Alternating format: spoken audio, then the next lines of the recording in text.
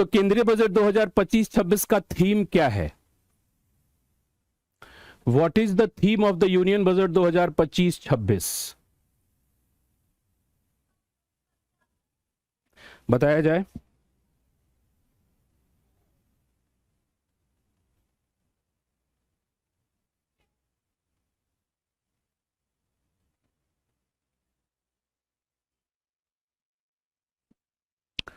सो 2025-26 का थीम क्या है? सबका विकास, right? Option c is correct. सबका विकास, है ना? Option c is correct here, है ना? वैसे हम लोग याद रखते हैं सबका साथ सबका विकास, राइट? बट यहां पर थीम क्या है?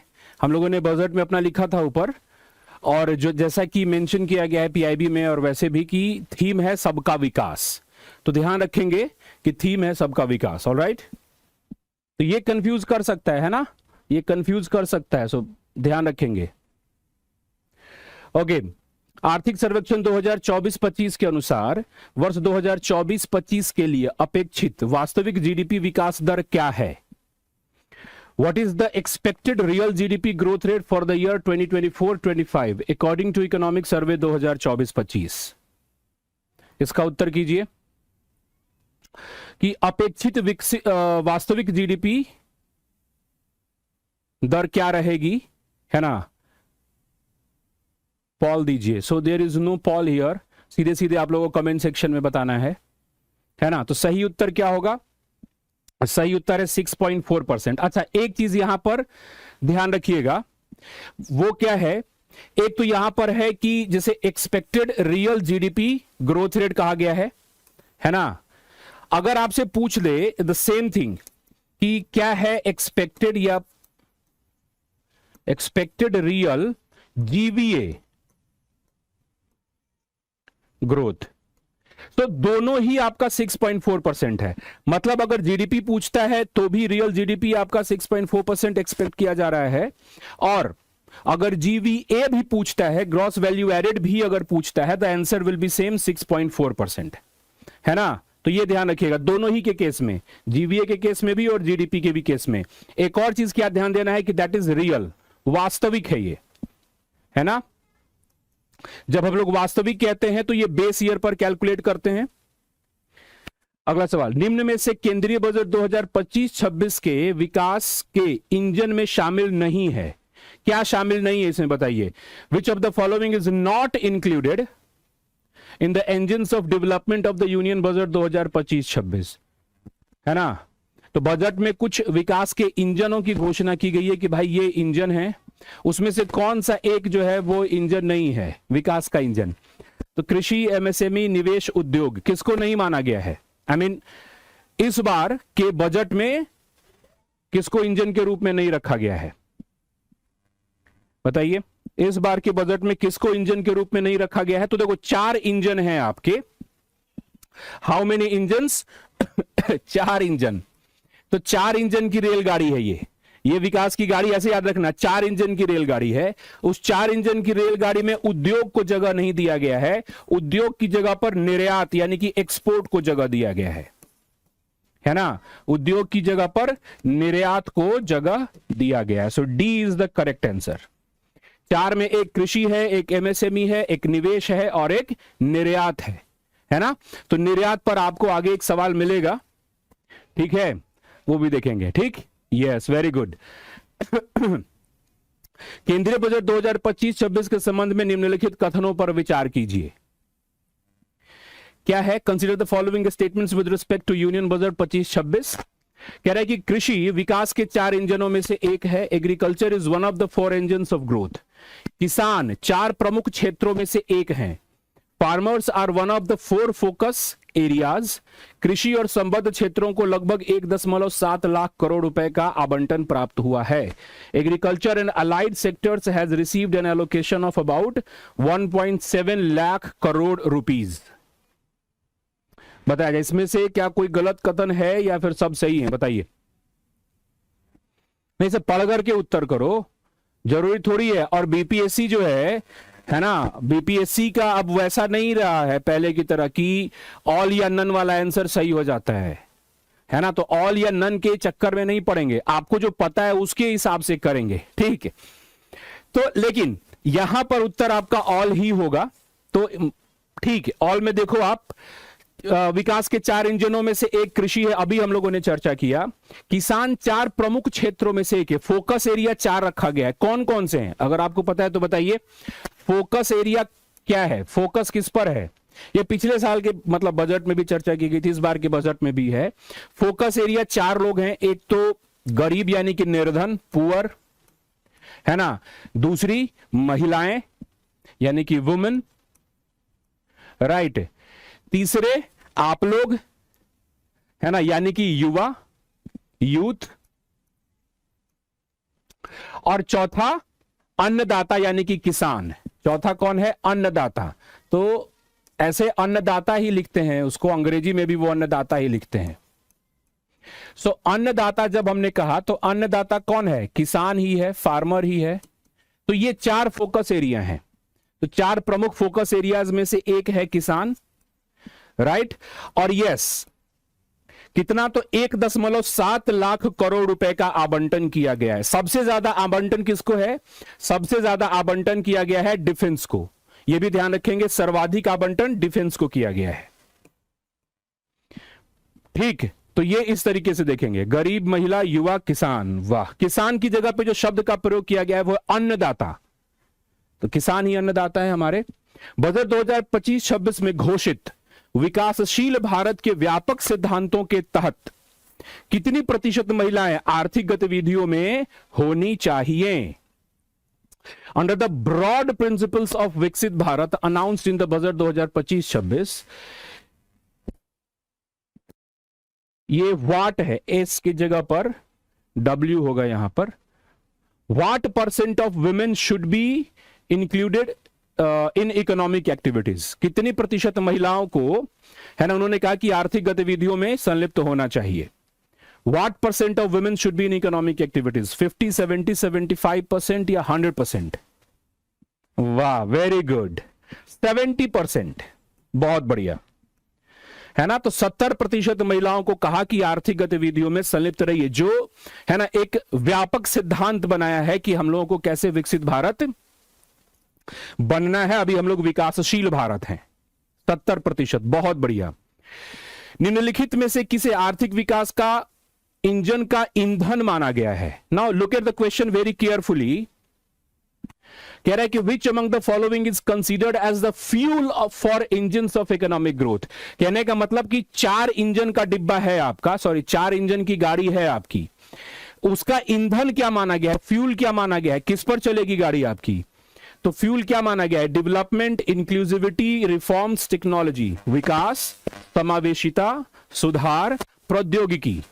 बताइए, सोच करके उत्तर कीजिए, जल्दीबाजी में नहीं। तस्वीर शायद आप लोगों को याद होगी जो कल हम लोगों ने किया था, तो उसके हिसाब से बताइए क्या होगा। सीडी, सुधार यानी कि रिफॉर्म्स हैं आपके फ्यूल। तो इसको एक बार देख लो, सुधार को फ्यूल माना गया है, रिफॉर्म जो है ये फ्यूल यानी कि ईंधन है। तो ये लेकर के आपके इंजन को चलेगी। रूट क्या है उसका, गाइडिंग स्पिरिट। रूट क्या है, किस रास्ते पर, किस पटरी पर जाएगा, तो वो है इंक्लूसिविटी, यानी कि ये गाइडिंग स्पिरिट है ना, इसी रूट पर जाएगी। गाइडिंग स्पिरिट इंक्लूसिविटी है। और लक्ष्य क्या है, टारगेट क्या है, डेस्टिनेशन का क्या है, कहां पहुंचना है इस ट्रेन को। डेस्टिनेशन है 2047 तक भारत को विकसित राष्ट्र बनाना। तो लक्ष्य है यानी कि गंतव्य है विकास, है ना। ये क्या है, प्रेरणा स्रोत क्या है, समावेशिता, और सुधार है आपका ईंधन। चलो ठीक है, तो सी इज द करेक्ट वन। ये तीनों ध्यान रखिएगा, तीनों में से कुछ भी पूछ सकता है इस तरीके का सवाल, जैसा बीपीएससी को आदत है पूछने की। आर्थिक सर्वेक्षण मतलब 2024-25, मतलब जहां भी सिर्फ सर्वेक्षण लिखा हुआ है उसका मतलब है 24-25। जहां कहीं भी ईयर नहीं मेंशन्ड है उसका मतलब सर्वेक्षण है तो 24-25 लेटेस्ट, और बजट है तो 25-26 के अनुसार वैश्विक सेवा निर्यात में भारत का स्थान क्या है। बार बार इसका जिक्र करता है Bharat. According to economic survey, what is the rank of India in global service exports? सेवा में क्या है, सेवा निर्यात में 6th रैंक है, 7th रैंक है, 9th रैंक है या 10th रैंक है। अरे वाह, क्या बात है।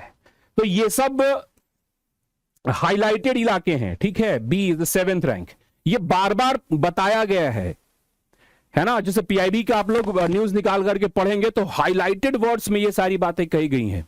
तो बीपीएससी बहुत अंदर घुस करके मेहनत नहीं करती है ना, शुरुआत के क्वेश्चंस निकाल करके हाईलाइटेड क्वेश्चंस या तस्वीरों में जो बता करके रखा गया है वहीं से पूछने की आदत है, राइट, चाहे बीपीएससी हो चाहे यूपी हो।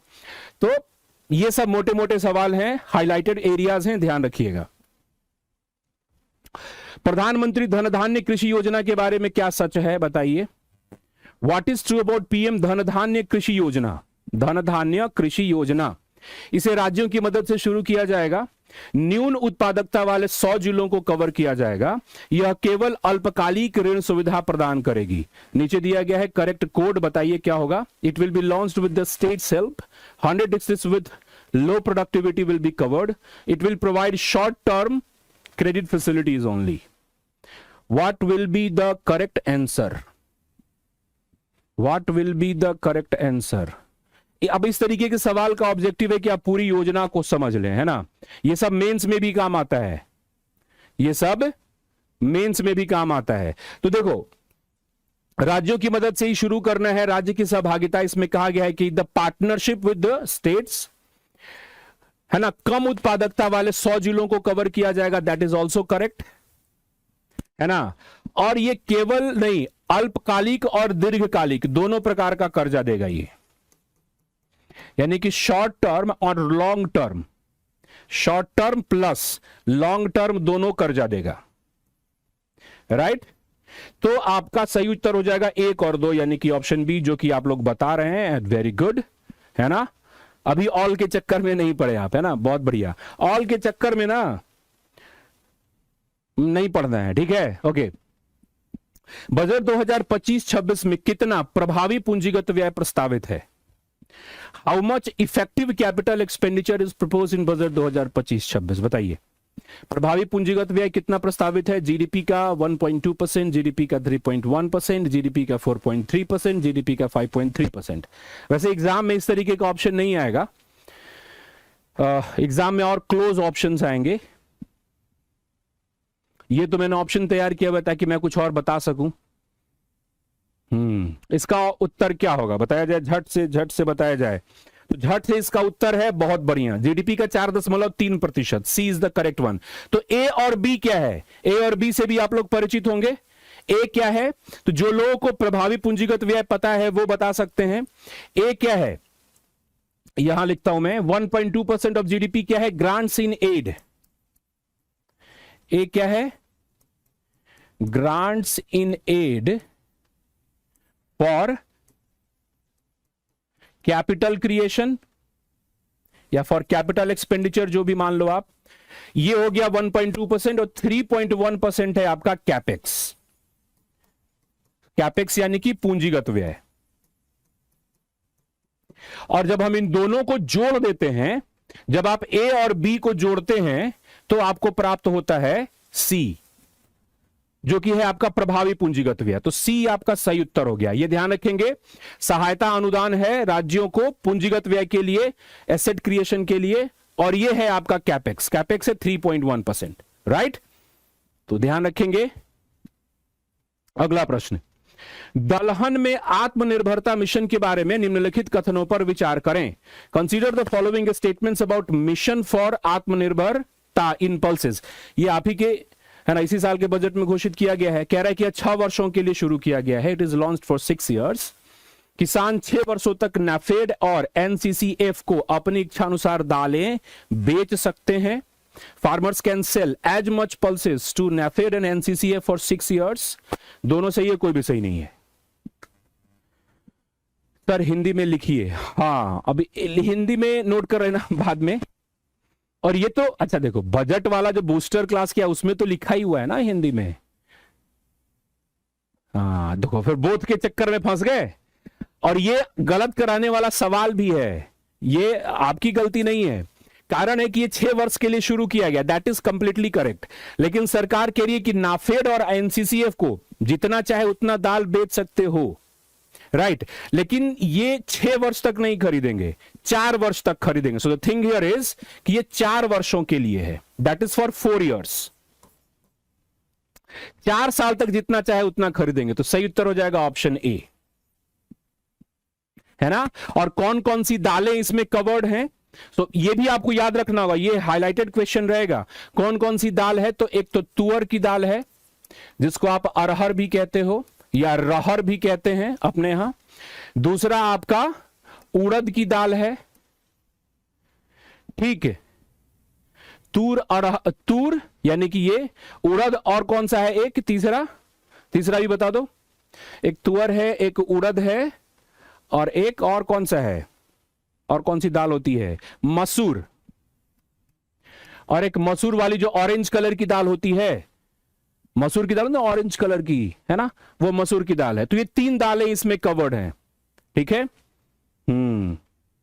मसूर, वेरी गुड। ये बता दो, केंद्रीय बजट 2025-26 में बीमा क्षेत्र के लिए प्रत्यक्ष विदेशी निवेश की सीमा बढ़ाकर कितनी की जाएगी?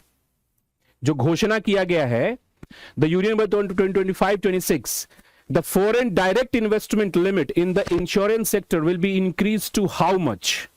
100%, 75%, 65%, 81%। हाँ, मसूर सबको याद है। चलो बहुत बढ़िया।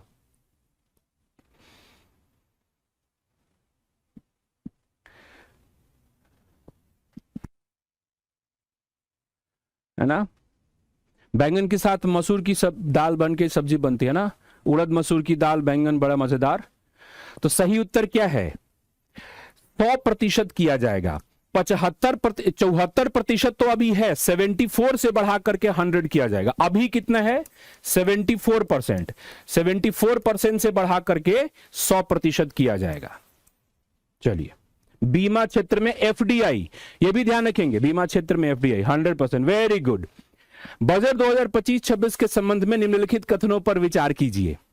अभी ये है, इसको थोड़ा ध्यान से देखिए। क्या कह रहा है, कह रहा है कि राजकोषीय घाटा सकल घरेलू उत्पाद का 4.4% प्रस्तावित है। Okay, fiscal deficit is proposed to be 4.4% of GDP. राजकोषीय घाटे के वित्त पोषण का मुख्य स्रोत आरबीआई से ऋण प्राप्ति है। The main source of financing fiscal deficit is borrowing from RBI. Both are correct, none is correct. क्या सही उत्तर होगा बताइए, सही उत्तर क्या होंगे बताया जाए, थोड़ा सा टाइम और बताया जाए। मूंग की दाल में खिचड़ी बनता है अभिषेक, मसूर की दाल में खिचड़ी, मसूर से थोड़ा स्वाद अच्छा हो जाता है। तो सही उत्तर क्या है, दोनों सही नहीं है, ये थोड़ा सा कंसेप्चुअल क्वेश्चन है। ए इज करेक्ट, ये पता है हम लोगों को, 4.4% जीडीपी का प्रस्तावित है। यहां ध्यान रखना है कि राजकोषीय घाटे की पूर्ति हम लोग 3 स्रोतों से ऋण लेकर करते हैं। आरबीआई तो एकदम भूल जाओ, मतलब अगर आरबीआई से आ जाए तो आप उसको नकार दीजिए, है ना, क्योंकि इस बार तो आरबीआई से डब्ल्यूएमए के माध्यम से ऋण लेती है सरकार। इस बार तो कहा है कि हम आरबीआई से लेंगे ही नहीं। क्या कहा है कि हम आरबीआई से नहीं लेंगे, वो वाला सेक्शन खाली छोड़ दिया है। अभी बाद में जरूरत पड़ेगी तो वो देखेंगे।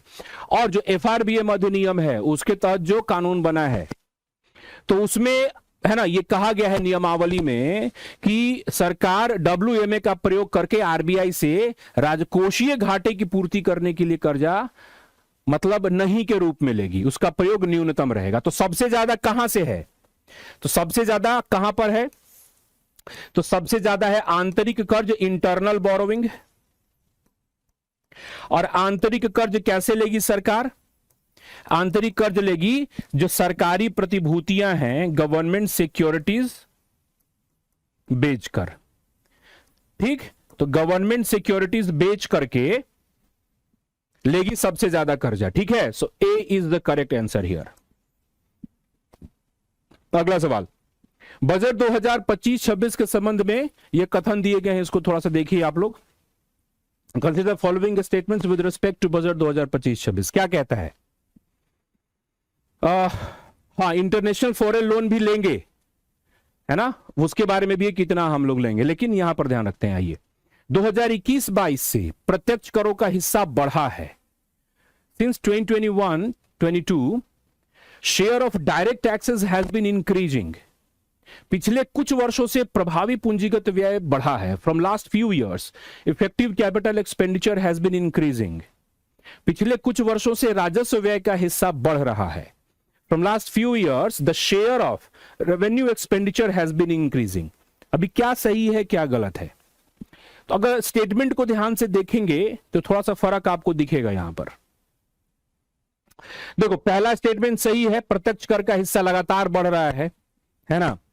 दूसरा जो है कि प्रभावी पूंजीगत व्यय भी बढ़ता जा रहा है, लेकिन कह रहा है कि राजस्व व्यय का हिस्सा, जितना टोटल एक्सपेंडिचर है सरकार का, उसमें राजस्व व्यय का हिस्सा कह रहा है ना, टोटल राजस्व व्यय नहीं कह रहा है ना, द शेयर ऑफ राजस्व व्यय। तो ये लगातार घट रहा है, ये बढ़ नहीं रहा है, कम हो रहा है। और इसीलिए सरकार यहां पर खुश है, कह रही है कि हमारा जो एक्सपेंडिचर हो रहा है वो अब गुणवत्तापूर्ण एक्सपेंडिचर हो रहा है ना, क्वालिटी एक्सपेंडिचर है, अच्छा व्यय है, क्योंकि राजस्व प्रकृति के खर्चे अब हम लगातार कम करते जा रहे हैं, राइट। ज्यादा इधर खर्चा हो रहा है, that is why government is happy. सर्वेक्षण 2024-25 के अनुसार दिसंबर 2024 के अंत तक भारत का विदेशी मुद्रा भंडार कितना है ना? According to survey 24-25, how much is the forex reserve of India by end December 2024? दिसंबर 2024-25 के अनुसार, है ना, एंड दिसंबर 2024 तक भारत का विदेशी मुद्रा भंडार कितना है? 640.3 million dollar, 650.3 million dollar, 740.3 million dollar, 640.3 billion dollar, है ना। सही उत्तर क्या होगा? कॉन्ट्राडिक्टिंग नहीं है, रेवेन्यू एक्सपेंडिचर है ना, राजस्व व्यय है ना, ये रेवेन्यू एक्सपेंडिचर है, और ये क्या है? ये पूंजीगत व्यय है, कैपिटल एक्सपेंडिचर है, तो कॉन्ट्राडिक्टिंग नहीं है। और यहां पर उत्तर डी। अरे वाह, क्या बात है। जल्दीबाजी में जब आप उत्तर नहीं करते हैं तो यही फायदा होता है। जल्दीबाजी में उत्तर 640 तो याद रहेगा, लेकिन ये मिलियन नहीं है, ये बिलियन है, ठीक है। तो ये याद रहेगा, 640.3 बिलियन डॉलर, 640.3 बिलियन, तो बी है ना, ये ध्यान रखेंगे, D is the correct answer here. बहुत बढ़िया। अगले प्रश्न पर आते हैं। केंद्रीय बजट 2025-26 के अनुसार सरकारी स्कूलों में कितना अटल टिंकरिंग लैब स्थापित किए जाएंगे? According to the Union Budget 25-26, how many Atal tinkering labs will be established in government schools? कितना अटल टिंकरिंग लैब स्थापित किया जाएगा? 10,000, 20,000, 30,000, 50,000? कितना अटल टिंकरिंग लैब स्थापित किया जाएगा? और सही उत्तर, बहुत बढ़िया, सही उत्तर है 50K। क्या बात है, 50,000 अटल टिंकरिंग लैब, है ना, सरकारी स्कूलों में स्थापित किया जाएगा। 50,000, very good, 50,000, very good. Fourth rank foreign reserves, very good again. Okay, विद्युत क्षेत्र सुधार के लिए राज्यों को जीएसडीपी का कितना प्रतिशत अतिरिक्त उधार दिया जाएगा? राज्यों को जीएसडीपी का कितना प्रतिशत अतिरिक्त उधार दिया जाएगा? For power sector reforms what percentage of additional borrowing of the states GDP will be allowed? 0.6%, 1.6%, 0.5%, 0.4%? क्या सही उत्तर होगा बताइए, ये बताइए। विद्युत क्षेत्र सुधार के लिए है ना, पावर सेक्टर रिफॉर्म्स के लिए कितना पैसा दिया जाएगा एक्स्ट्रा? 0.6%। जीएसडीपी का 0.6% दिया जाएगा ना, 0.6% of GSDP, 0.6% of GSTP will be given, right? और वैसे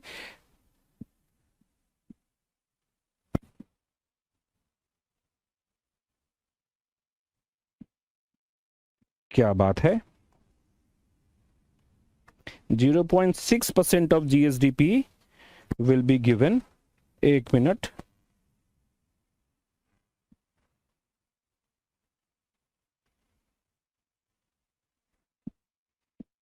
Yes. Okay, now come to the next question.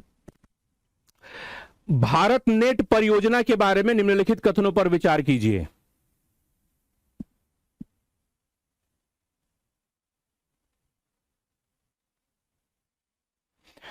इस सवाल का जवाब दीजिए. मैं आपके सवाल को कंफर्म कर देता हूं. भारत नेट परियोजना के बारे में निम्नलिखित कथनों पर विचार कीजिए. कह रहा है कि इसका उद्देश्य सभी राज्य सरकारी प्राथमिक और माध्यमिक विद्यालयों को ब्रॉडबैंड कनेक्टिविटी प्रदान करना है. यह ग्रामीण क्षेत्र के लिए प्रस्तावित है. It aims to provide broadband connectivity to all government primary and secondary school. It is proposed for rural areas. दोनों सही है, कोई भी सही नहीं है. आइए जल्दी से बताइए इसका उत्तर क्या होगा. फिर मैं आपकी दुविधा दूर कर देता हूं एक सेकेंड में.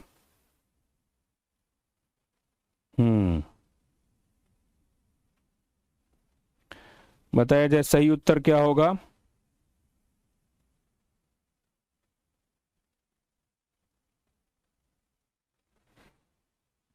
तो इसका सही उत्तर क्या होगा. नहीं, यहां पर ध्यान से कह रहा है कि सभी सरकारी प्राथमिक विद्यालयों में नहीं है, माध्यमिक विद्यालयों को और प्राथमिक चिकित्सा केंद्रों को. सो माध्यमिक विद्यालयों को और उसके साथ साथ क्या है प्लस प्राथमिक चिकित्सा केंद्रों को, प्राइमरी हेल्थ सेंटर्स.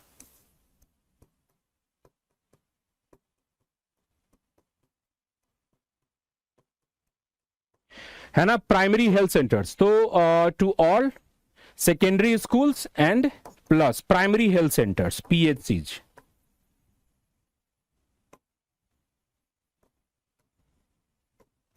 तो सही उत्तर क्या हो जाएगा. Option b. और ये जो है ग्रामीण इलाकों के लिए प्रस्तावित है, रूरल एरियाज के लिए प्रस्तावित है. और इसका सही उत्तर क्या होगा. 0.5% of GSDP. Thank you very much. तो आप डंके के चोट पर आपका जवाब सही था. 0.5% of GSDP will be extra given, not 0.6%. 0.5% is the correct answer. Alright, चलो ठीक है. इसका जवाब दीजिए. आर्थिक सर्वेक्षण 2024-25 के अनुसार 2023-24 में श्रम बल सहभागिता दर क्या है. श्रम बल सहभागिता दर according to economic survey 2024-25, what is the labour force participation rate in 2023-24. हाँ बिल्कुल सही बोला था. तो बताइए ये भी बताइए इसका उत्तर क्या होगा. लेबर फोर्स पार्टिसिपेशन रेट क्या है.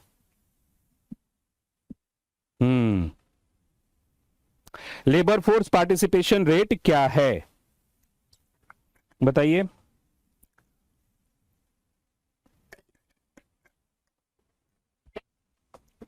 लेबर फोर्स पार्टिसिपेशन रेट है आपका 60.1%. तो 60.1% है आपका लेबर फोर्स पार्टिसिपेशन रेट. और 58.2% क्या है वर्क टू पॉपुलेशन रेशियो. ये क्या है वर्क टू पॉपुलेशन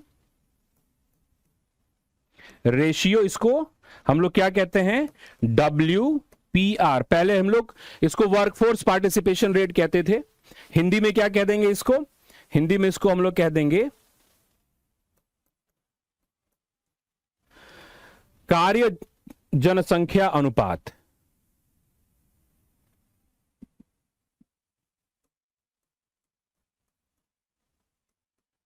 जनसंख्या अनुपात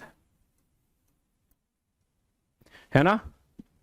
या इसको हम लोग क्या कह सकते हैं कामगार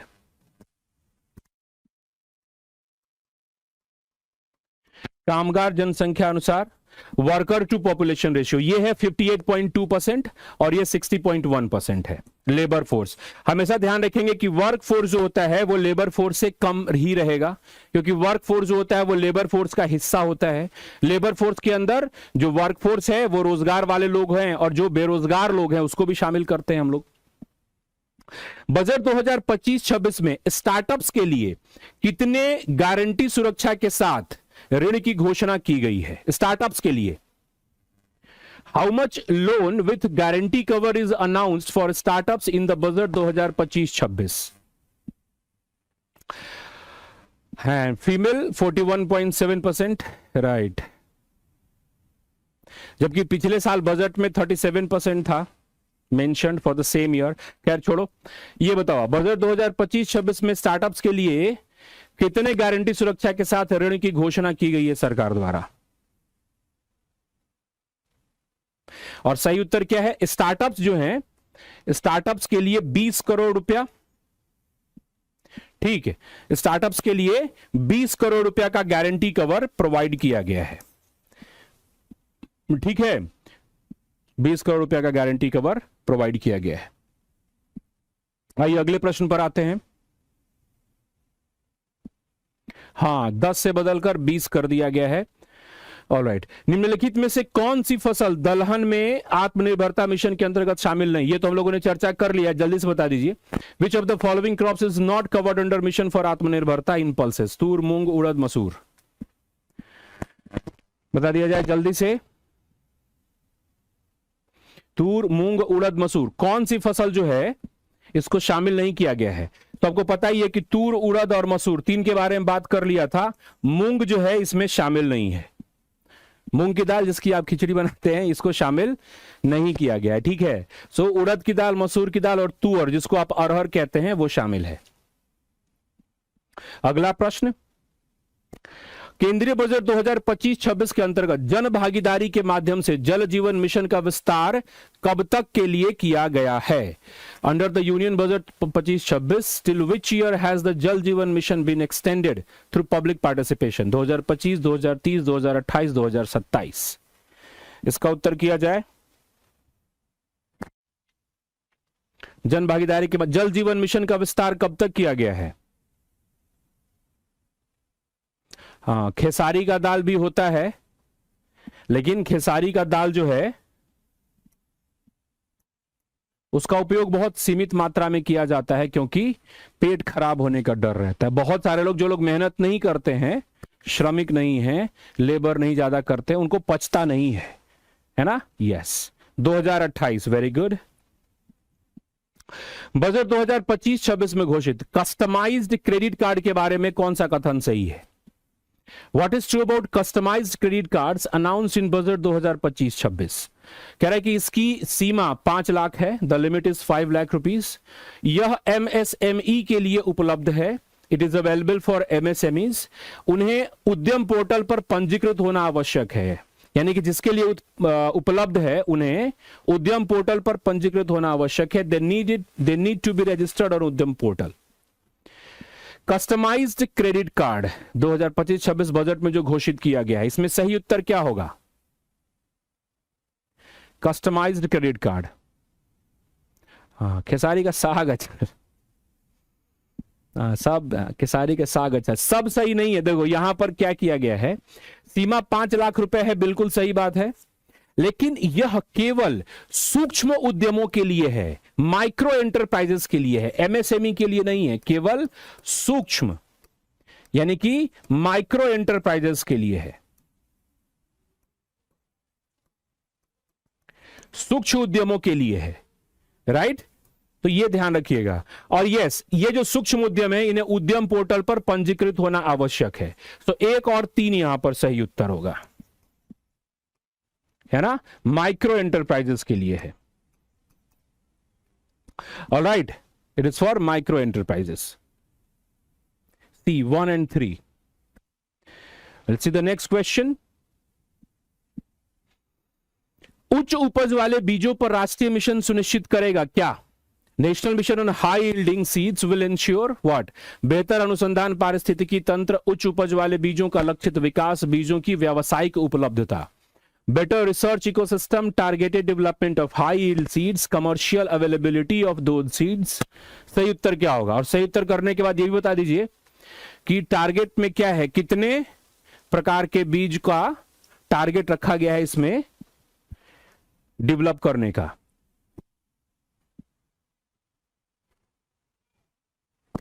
बताया जाए तो सही उत्तर क्या है? ये यहां पर आप ऑल के साथ जा सकते हैं, हाँ बिल्कुल सही है। और कितने प्रकार के बीज, कितने बीजों को जो climate resilient high yielding variety seeds जो हैं वो कितना है, नंबर बता दें। सरकार ने जो कहा है, तो बेहतर अनुसंधान पारिस्थितिकी तंत्र लेकर आएंगे, better research ecosystem, high yielding seeds का डेवलपमेंट करना है, कितना 100 के लगभग, अराउंड 100, राइट, और कमर्शियल अवेलेबिलिटी ऑफ सीड्स। तो ये तीनों ही हम लोगों को ध्यान में रखना है कि वो बीज जो है वो कमर्शियली अवेलेबल हो सके, है ना। यस। केंद्रीय बजट 2025-26 के अंतर्गत सामुद्रिक विकास निधि में सरकार का योगदान कितना रहेगा?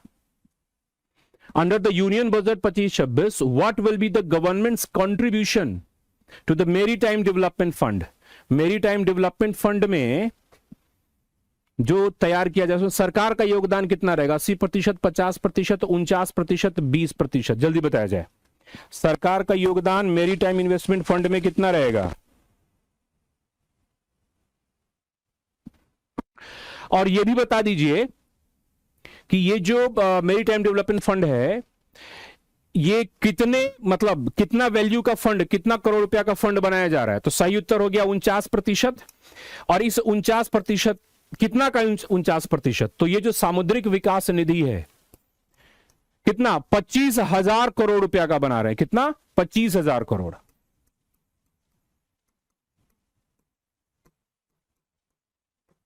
$25,000 करोड़ रुपए का यह विकास निधि, सामुद्रिक विकास निधि बनेगा। 49% हिस्सेदारी सरकार देने के लिए तैयार है। कौन सा कथन केंद्रीय बजट 2025-26 से संबंधित नहीं है? मतलब कि जो घोषणाएं की गई हैं इसमें से कौन सी घोषणा गड़बड़ है, यह बताइए। Which of the following statements is not related to the union budget 25-26?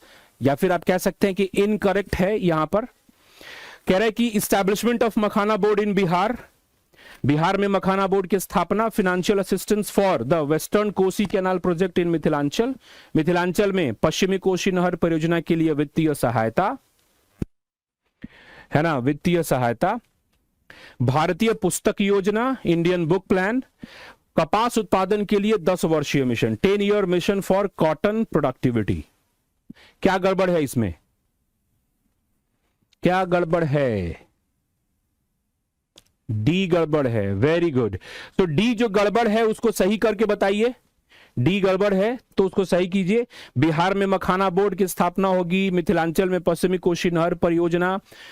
Bihar के लिए और भी घोषणाएं हैं, बिहार के लिए और भी घोषणाएं। क्या घोषणा है? तो ग्रीन एयरपोर्ट्स बनाए जाएंगे और पटना वाला जो है उसकी कैपेसिटी बढ़ाई जाएगी, और साथ में जो बगल में है, क्या नाम है, वहां पर ब्राउनफील्ड डेवलप किया जा रहा है। उसके साथ साथ जो आईआईटी पटना है उसकी क्षमता का विस्तार किया जा रहा है। ये सारी योजनाएं बिहार के लिए हैं। उसके साथ साथ एक नेशनल इंस्टीट्यूट बनाया जाएगा, है ना, फूड प्रोसेसिंग डेवलपमेंट के लिए, राइट। तो ये भारतीय पुस्तक योजना भी सही है ना। भारतीय पुस्तक योजना के अंतर्गत जो बुक्स हैं उसको रीजनल लैंग्वेज में, है ना, ट्रांसलेट करके अवेलेबल कराया जाएगा, स्कूल में के लिए भी, कॉलेजेस यूनिवर्सिटीज के लिए भी। और कपास उत्पादन की जो ये योजना है ये 5 साल के लिए है, 10 साल के लिए नहीं है, 5 वर्षीय योजना है। So that is the reason D is incorrect. ये 5 इयर्स होगा। Very good. सर्वेक्षण के अनुसार भारत में बेरोजगारी दर क्या है? यानी कि यहां according to survey what is the unemployment rate in India? तो बेसिकली सर्वेक्षण यानी कि आर्थिक सर्वेक्षण 2025-26 के अनुसार, है ना, आर्थिक सर्वेक्षण 2025-26 के अनुसार भारत में बेरोजगारी दर कितनी है ना, बीहटा में ब्राउनफील्ड। Very good. सो 4.2, 3.2, 3.0, 6.0 बेरोजगारी दर कितनी है भारत में, बता दीजिए। वित्तीय सहायता किसको मिलेगा? वित्तीय सहायता बिहार सरकार को दी जाएगी, राइट, है ना।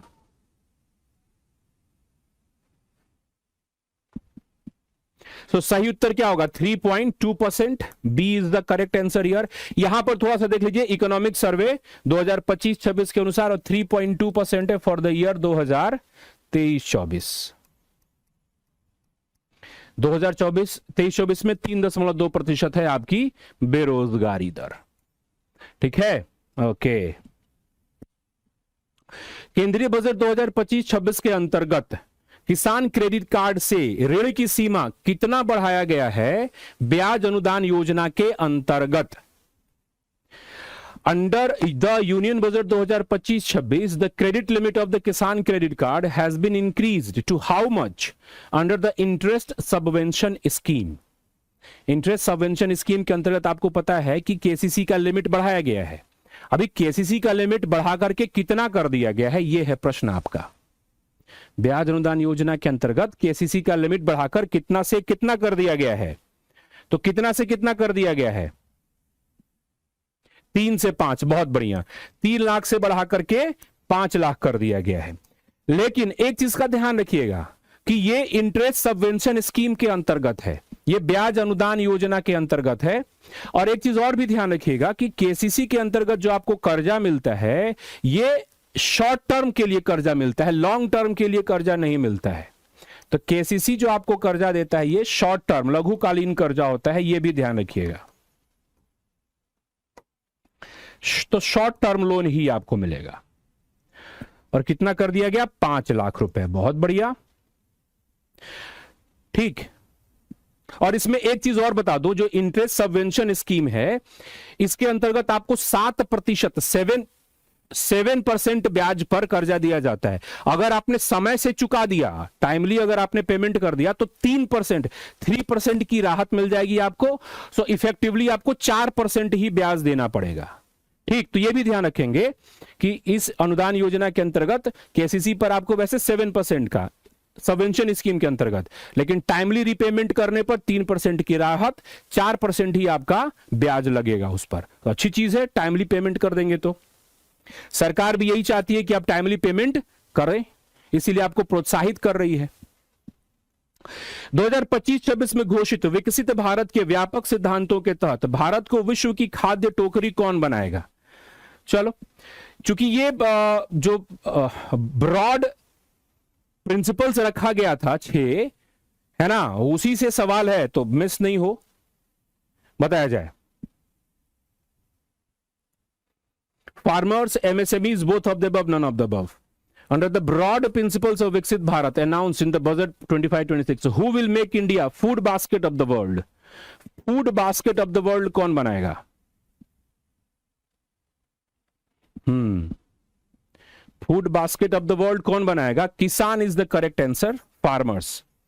तो फार्मर्स को कहा गया, देखो इसी में कई सारी घोषणाएं की गई हैं। इसी में कहा गया कि 100% स्कूली शिक्षा अच्छी, सभी लोगों को बढ़िया, है ना, और सस्ता उपचार यानी कि स्वास्थ्य सुविधा। इसी में कहा गया है कि 70% महिलाओं को आर्थिक गतिविधियों में लाना है और किसानों की सहायता से भारत को विश्व की खाद्य टोकरी बनाया जाएगा, है ना। तो ए किसान, नॉट बोथ।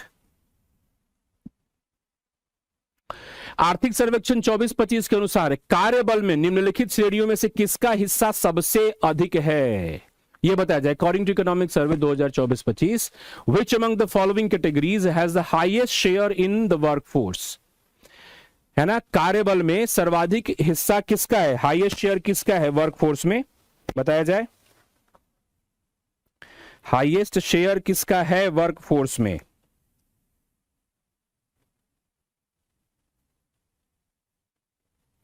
हाईएस्ट शेयर है वर्कफोर्स में स्वनियोजितों का, सेल्फ एम्प्लॉयड का, है ना, 58.4%। कितना है? 58.4% सेल्फ एम्प्लॉयड। चलिए, तो a is the correct answer here. आर्थिक सर्वेक्षण 25 के अनुसार निम्नलिखित कथनों पर विचार कीजिए। कंसीडर द फॉलोइंग स्टेटमेंट्स, है ना, अकॉर्डिंग टू इकोनॉमिक सर्वे 25। तो आर्थिक सर्वेक्षण 2024-25 के अनुसार इसका मतलब क्या है? 25 कहने का मतलब फिनेंशियल ईयर 25, कहने का मतलब 2024-25। ठीक। So India is the second largest producer of rice, wheat and cotton. India is the second largest producer of pulses and spices. Both are correct, none is correct. Bharat चावल, गेहूं और कपास का दूसरा सबसे बड़ा उत्पादक है। भारत दालों और मसालों का दूसरा सबसे बड़ा उत्पादक है। दोनों सही है, कोई भी सही नहीं है।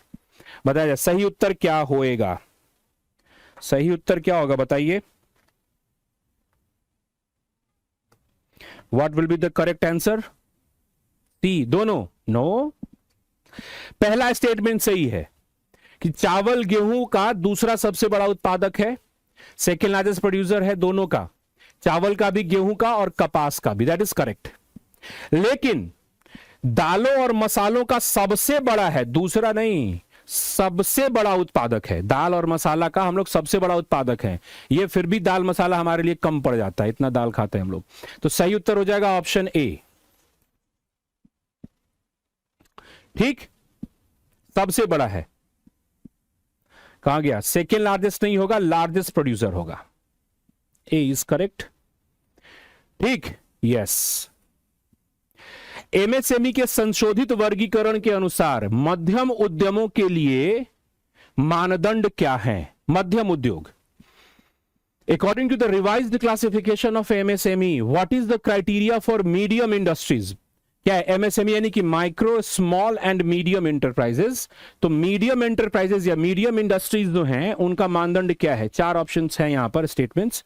25 करोड़ रुपए तक का निवेश, investment up to 25 crore, investment up to 125 crore, turnover of 100 crore या टर्नओवर ऑफ 500 करोड़। नीचे ऑप्शंस दिए गए हैं।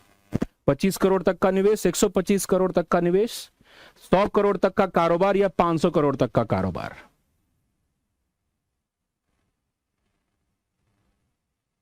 नई परिभाषा के अनुसार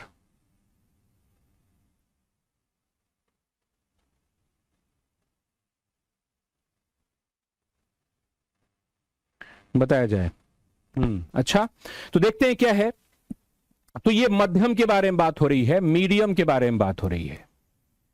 सो मीडियम के बारे में बात करोगे तो 125 करोड़ तक का निवेश, investment, investment up to 125 crore, और इसका 4 गुना कर देंगे। कोई भी आप ना कोई एक याद रखो, टर्नओवर नहीं याद रखना है तो सिर्फ इन्वेस्टमेंट याद रखो, 4 गुना उसको कर दो। तो ये 4 गुना इसको आप कर दीजिए, तो 500 करोड़ तक का कारोबार होना चाहिए, टर्नओवर होना चाहिए। तो हम ऐसे भी कर सकते हैं कि 125 गुने 4, राइट, 4 गुना कर देना है। So 2 and 4 is C. Very good. 1 और 3 जो है आपका, ये जो है आपका 1 और 3, 1 और 3 किसके लिए है? तो स्मॉल के लिए, यानी कि लघु के लिए है। स्मॉल यानी कि लघु के लिए ये भी 4 गुना है, 25 चौके 100। मीडियम यानी कि मध्यम, और आता है सूक्ष्म। सूक्ष्म के लिए कितना है? नया परिभाषा के हिसाब से सूक्ष्म के लिए कितना है? यानी कि माइक्रो के लिए, माइक्रो के लिए है 2.5 और 10। तो माइक्रो के लिए कितना है? 2.5 करोड़, और कारोबार रहेगा आपका 10 करोड़। तो करना क्या है? 4 गुना कर देना है। अगर मान लो कि ये आपको याद है, 2.5, 25 और 100 अगर आपको याद है, तो आप इससे पीछे वाले को भी याद कर सकते हैं। पुराना वाला कितना था? तो पुराने वाले को अगर आपको याद करना है, बस ये छोटा सा ट्रिक है, इसको याद कर लो। पुराने वाले को अगर याद करना है, सो ओल्ड वाले को याद कैसे करेंगे? तो क्या किया गया है कि इन्वेस्टमेंट को 2.5 गुना किया गया है, 2.5 टाइम्स बढ़ाया गया है, राइट। और टर्नओवर को बढ़ाया गया है 2 टाइम्स, 2 गुना बढ़ाया गया है ना, ओल्ड से बढ़ाया गया है। तो ऐसे याद कर लेंगे। और ये 2.5 करोड़ है तो वो 1 करोड़ हो जाएगा, और ये 10 करोड़ है तो वो 5 करोड़ हो जाएगा। वो 5 गुना था, इस तरीके से। तो कहने का मतलब है, एक बार ध्यान से सुन लीजिए, पुराने वाले से नए वाले में इन्वेस्टमेंट को 2.5 गुना बढ़ाया गया है। तो पुराने वाले में 1 करोड़ था माइक्रो, तो नए वाले में 2.5 करोड़ कर दिया गया है ना। नए वाले में 25 करोड़ है तो पुराने वाले में 2.5 गुना, यानी कि 10 करोड़ था, 10 दूनी 20, 5 25, राइट। तो इस तरीके से याद कर लेंगे। और इन्वेस्टमेंट और टर्नओवर का देखेंगे नए वाले में, तो इन्वेस्टमेंट में 4 से गुणा कर देंगे तो जो आएगा वो टर्नओवर होगा। ठीक, तो किसी को भी याद कर लीजिए,